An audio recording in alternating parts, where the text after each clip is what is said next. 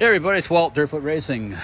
I'm at the shop today messing around with the MB200 a little bit, and I got inspired and decided I was gonna change out these little bitty shocks and put on another set that I have. They're originally bought for the 24-hour bike that we built, and I didn't use them on that, so we're gonna upgrade and put these shocks on, see how they gotta work better than the stock ones. The stock ones are puny, but I had to make a couple bushings on the lathe, because one end is 12 millimeter, I believe the other end is 15 millimeter for the bolts, mounting bolts.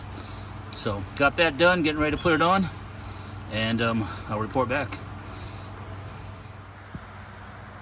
Hey everybody, it's Walt, Dirtfoot Racing. I'm back. Got the shocks mounted. Mucho better.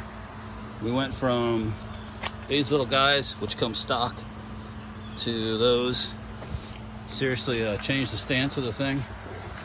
It gotta improve the performance, because the factory ones were kind of weak, especially for somebody of my stature. Another thing I did today was these foot pegs that come stock. I put some steel rods inside of them, kind of reinforced them. They're gonna go away eventually, but that's just for a short term. But the main thing today was adding the shocks to the rear, and removed the chain guard too, because I'm gonna go with a 62 sprocket here shortly, so I'll be in the way. So really changes the whole stance of the thing, gets some more suspension travel, and probably a nicer ride, and changes the angle of the front end to the whole deal. So that was today's work.